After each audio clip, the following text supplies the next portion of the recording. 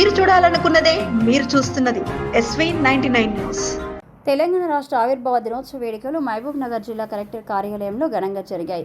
మంత్రి జూపల్లి కృష్ణారావుతో కలిసి MLA NM Srinivasa Reddy జాతీయ పతాకాన్ని ఆవిష్కరించారు. అనంతరం తెలంగాణ రాష్ట్రం కోసం ప్రాణాలు అర్పించిన తెలంగాణ అమరవీరుల కుటుంబ సభ్యులను ఘనంగా సన్మానించారు.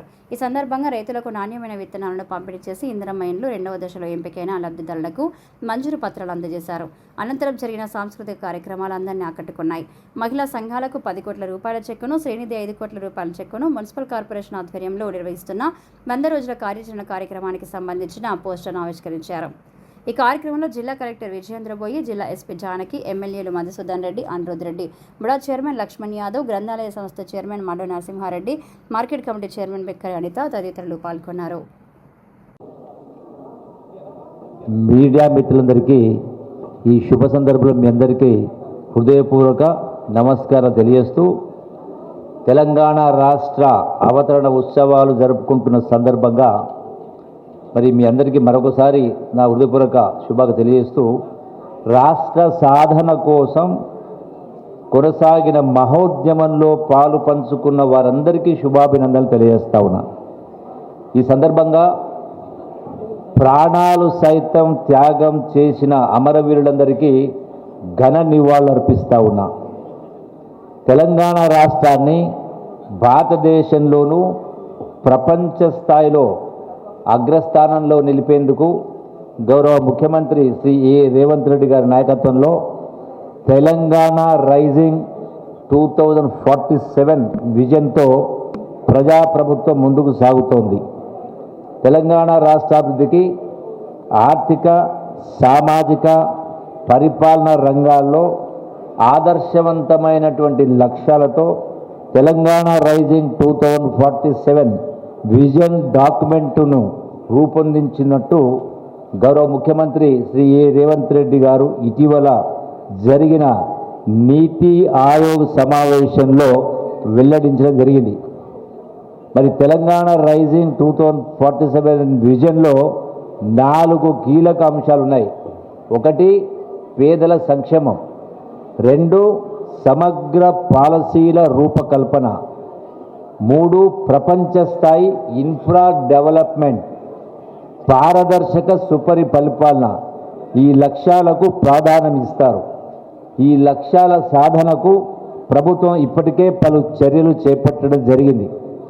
తెలంగాణ సమాభివృద్ధికి ఇప్పటికే welfare and social justice policy, green energy policy, infra and industrial policy, tourism పాలసీలను ప్రభుత్వం సిద్ధం చేసింది. ఈ విజన్ డాక్యుమెంటు భవిష్యత్ తెలంగాణకు ఒక భగవద్గీత. ఇది తెలంగాణ రూపురేఖలను మార్చేస్తుంది. ఆడబిడ్డలకు అందరికి కూడా అండదండలు. ఆడబిడ్డలు ఆనందంగా ఉన్న ఇంత మహాలక్ష్మి తాండవిస్తుందనేది మనం విన్నాం.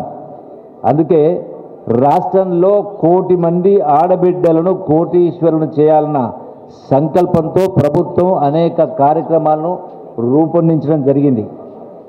ఆర్టీసీ బస్సులో ఉచిత ప్రయాణం, 500 రూపాయలకే వంట గ్యాస్ సరఫరా, 200 యూనిట్ల ఉచిత విద్యుత్తు, ఇందిరమ్మ ఇళ్ళు వంటి పథకాలతో పాటు సంపన్నులతో సమానంగా తెలంగాణ సమాజంలో విద్యుత్ ప్లాంట్లు కూడా ఏర్పాటు చేయించాలని ప్రభుత్వం నిర్ణయించింది.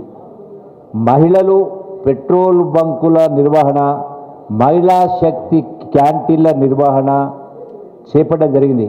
శిల్పారామంలో 100 ఇందిరా మహిళా శక్తి స్టాళ్లను ప్రభుత్వం ప్రారంభించింది.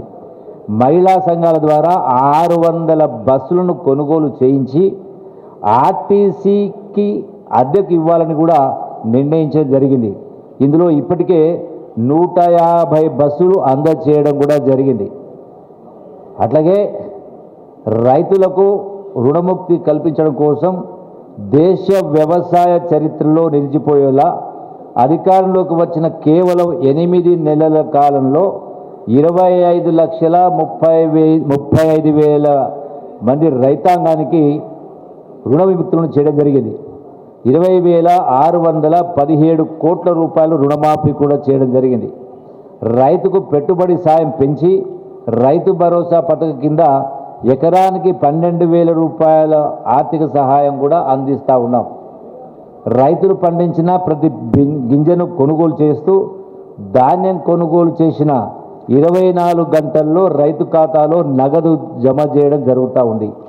గత ఏడాది 2.9 కోట్ల టన్నుల ధాన్యం పండించి తెలంగాణ రైతులు దేశానికే ఆదర్శంగా నిలవడం జరిగింది. ఇది ఒక రికార్డు. అకాల వర్షాలకు పంట నష్టపోయిన రైతులకు ఎకరాకు 10,000 రూపాయల పరిహారం కూడా ఈ ప్రభుత్వం ఇస్తూ ఉంది. గతంలో ఎప్పుడు 10 సంవత్సరాల కాలంలో ఒకరికి రాలా. సన్నధాన్యానికి క్వింటల్కు 500 రూపాయల బోనస్ కూడా చెల్లిస్తూ ఉన్నాం. భూమి లేని వ్యవసాయ కూలీల కుటుంబానికి ఇందిరమ్మ ఆత్మీయ భరోసా కింద ఏడాదికి 12,000 రూపాయల ఆర్థిక సహాయం అందజేయడం జరుగుతుంది. నిరుపేదల ఆకలి తీర్చడంతో పాటు వారు ఆత్మగౌరవంతో జీవించేందుకు ఇందిరమ్మ ఇళ్ళు, సన్నబియ్యం పథకాలను అమలు చేస్తూ ఉన్నాం. సంక్షేమంతో పాటు సామాజిక న్యాయంలో సైతం తెలంగాణ దేశానికి దిశానిర్దేశం చేస్తుంది.